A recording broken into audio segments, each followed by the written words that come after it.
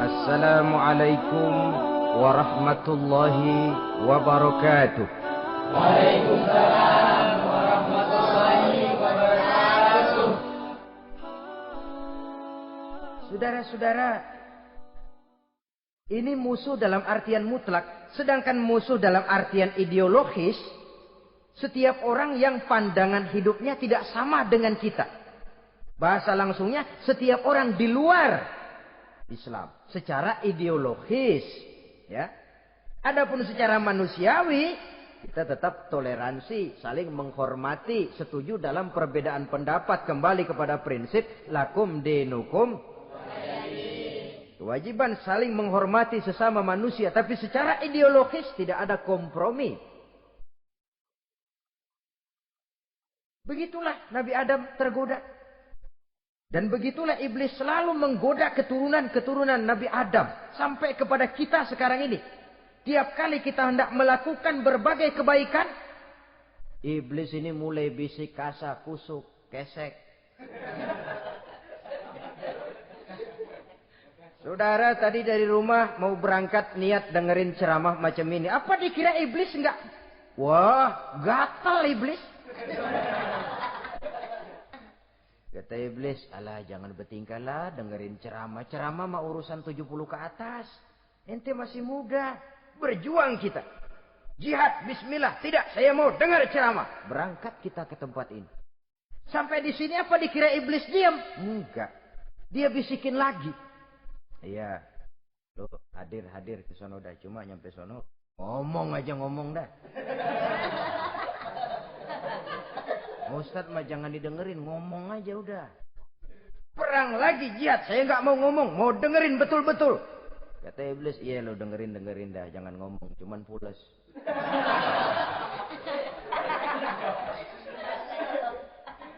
Segala macam cara dilakukan oleh iblis untuk menggelincirkan manusia. Ketika Nabi Adam mengambil buah khuldi itu, datanglah murka Allah.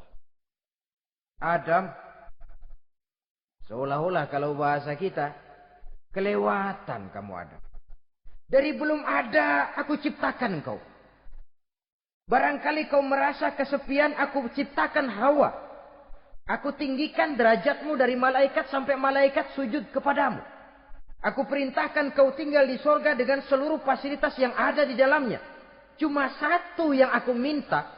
Jangan dekati pohon khuldi, engkau tidak sanggup Adam. Keluar dari sorga ini. Terusir Nabi Adam dan Siti Hawa dari sorga. Turun ke dunia ini. Turun terpisah lagi. Ya Allah. Orang itu kalau biasa susah, ketemu susah sih menglalap namanya. Makanannya. Tapi biasa seneng ketemu susah. Ini yang kalau tidak kuat mental. Tengoklah zaman sekarang kan nih. Kalau tuan-tuan rajin baca pos kota. Kayaknya nyawa murah bener. Pasal duit 100. Nyawa hilang. Pasal diputusin pacar. Begon ditenggak.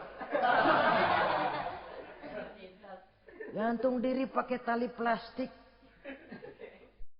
Murah betul kelihatannya jiwa itu. Sehingga pantas kalau Nabi pernah katakan irhamu salasatan minan nas. Sayangilah 3 macam manusia. Pertama, azizan zalla. Orang mulia yang jatuh hina. Pejabat tinggi kalau pensiun kesian bener. Ya Allah. Udah nggak ada yang ngasih hormat, tanda tangan nggak laku. Azizan zalla. Orang mulia yang jatuh hina. Yang kedua, ghaniyan qad iftaqara. Orang kaya jatuh miskin. Dari hidup serba ada jatuh melarat. Yang ketiga, faqihan yal'abu bihil juhal. Ahli fikih ngerti hukum tapi dipermainkan oleh orang-orang bodoh yang kebetulan punya kekuasaan. Lalu keluar fatwa sesuai dengan pesan sponsor. Yang halal bisa jadi haram, yang haram dibikin remeng-remeng. ahli fikih dipermainkan oleh orang bodoh. Kasihan betul. Terpisah Adam dengan Hawa ini. Adapun Nabi Adam turun menyesal dengan seluruh kesalahannya. Sujud, taubat, menangis.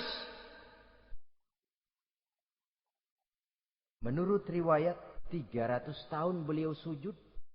Seraya membaca Rabbana zalamna anfusana wa illam taghfir lana wa tarhamna lanakunanna minal khasirin.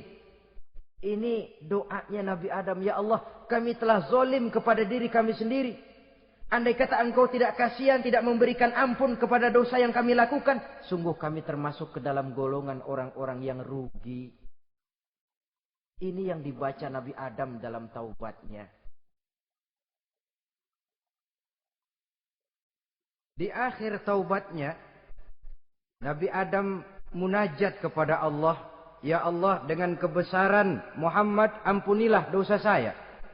Allah tegur, kaifa araftahu ya Adam walam akhluqhu. Dari mana kau bisa tahu nama Muhammad Adam, padahal aku ciptakan saja belum manusianya. Kata Nabi Adam, pertama, ketika engkau ciptakan saya, engkau tiupkan ruh ke dalam jasad saya, terbuka mata saya memandang ke bawah arasmu, di sana nampak dengan jelas tertulis di kaki arasmu, la ilaha illallah Muhammadur Rasulullah. Taulah saya bahwa Muhammad ini orang yang paling dekat dengan engkau ya Allah. Sampai namanya bergandengan dengan namamu di kaki arasmu. Yang kedua, ketika saya hendak menyentuh Hawa, kau juga yang mengatakan jangan kau bayar maharnya sebelum kau bersolawat kepada beliau. Saudara hadirin yang saya hormati, Nabi Adam diterima taubatnya oleh Allah. Kemudian dipertemukan kembali dengan Siti Hawa setelah sekian lama berpisah. Pertemuan itu terjadi di satu dataran luas, di satu padang yang luas, yang sampai sekarang dinamakan dengan Padang Arafat. Tempat para ibadah haji melakukan wukuf, yaitu puncak pelaksanaan ibadah haji. Dan pertemuan itu sendiri terjadi di atas sebuah bukit kecil yang diabadikan dengan nama Jabal Rahmah di kawasan Arafat itu.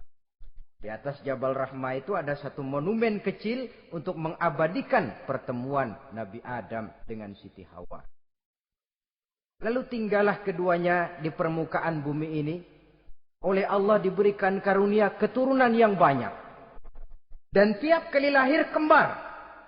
Kembarnya laki perempuan, laki perempuan, laki perempuan. Dari sinilah berkembang biak manusia. Di mana di zaman Nabi Adam perkawinannya silang. Karena tentu tidak ada manusia lain. Perkawinan silang itu artinya, kalau si A dan B, A ini laki, B perempuan, kemudian lahir kembar kedua antara C dengan D, maka begitulah yang A dikawinkan dengan D, yang C dikawinkan dengan B. Perkawinan silang. Tidak boleh perkawinan yang kembar sama waktu dilahirkan. Nah, di antara putra-putra Nabi Adam yang kemudian juga membuat sejarah, yaitu Habil dan Qabil. Habil, saudara kembarnya namanya Labuda, perempuan. Qabil, saudara perempuannya Iklima. Menurut hukum perkawinan waktu itu harus silang. Habil harus kawin dengan Iklima dan Qabil harus kawin dengan Labuda. Tapi Qabil protes. Dia kepengen kawin dengan saudara kembarnya sendiri. Dalam arti yang sama-sama dilahirkan dengan dia, yaitu Iklima. Kenapa? Karena kebetulan rupa Iklima ini lebih cantik daripada Labuda. Protes kepada ayahandanya Nabi Adam. Abah, saya tidak terima, saya harus kawin dengan Iklima. Tidak Qabil, kamu harus kawin dengan Labuda. Enggak mau. Kenapa dengan Labuda? Kurang kece.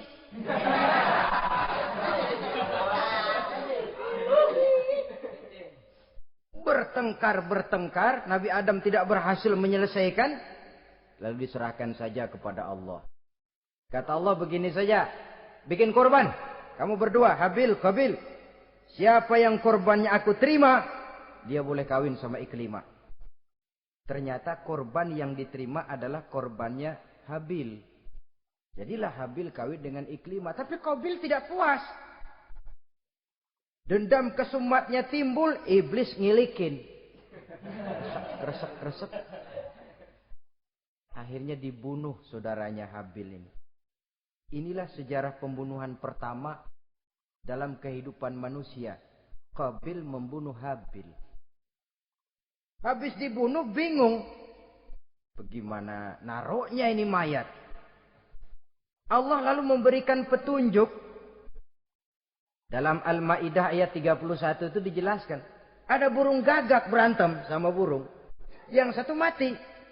Nah, oleh yang masih hidup, tanah ini dicakar-cakar sama kakinya dan sama paruhnya. Sehingga berbentuk lubang. Bangkai saudaranya itu dimasukin ke lubang itu lalu diuruk lagi pakai tanah. Oleh cakar kakinya dan paruhnya itu.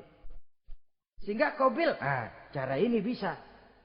Itulah sejarah penguburan pertama dalam perkembangan manusia.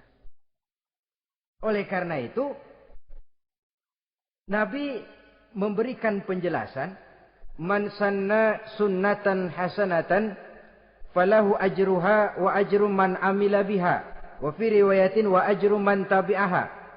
Siapa orang yang melakukan satu kebajikan, dia akan mendapat pahala dan pahala dari orang-orang yang mengikuti kebaikannya. Misalnya saudara membentuk pengajian. Ramai pengajian saudara. 1000 orang yang datang ngaji, 1000 orang saudara dapat pahala. Sponsor kebaikan. Sebaliknya, wa man sanna sunnatan sayyi'atan falahu ismuha wa ismu man amila biha, ay wa ismu man tabi'aha. Siapa yang memulai suatu kejahatan, dia akan mendapat dosa dan dosa dari orang-orang yang melakukan atau mengikuti kejahatannya. Umpamanya saudara mengadakan pesta. Lalu dalam pesta itu terjadi segala macam maksiat. Maka seluruh maksiat yang terjadi malam itu di tempat itu, saudara ikut dapat dosanya. Kenapa? Sponsor. Tiap kali ada pembunuhan, Qabil dapat andil dosa. Kenapa? Sponsor. Tapi kalau 2 orang muslim, ini masalahnya Habil nggak ngelawan kan, dibunuh.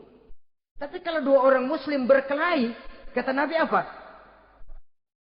Apabila 2 orang muslim saling berbunuh-bunuhan, maka al-qatil wal maqtul finnar. Baik yang membunuh ataupun yang dibunuh, dua-duanya neraka. Sahabat heran, ya Rasul, kalau yang ngebunuh masuk neraka pantas, tapi ini yang dibunuh kenapa neraka juga? Soalnya sama-sama niat. Cuman keduluan aja. Itu kan masalahnya. Andai kata dia nggak terbunuh, dia yang akan membunuh. Niat itu sudah ada. Nah kalau Habil ini dia tidak punya niat membunuh. Dia memang dibunuh oleh Qabil.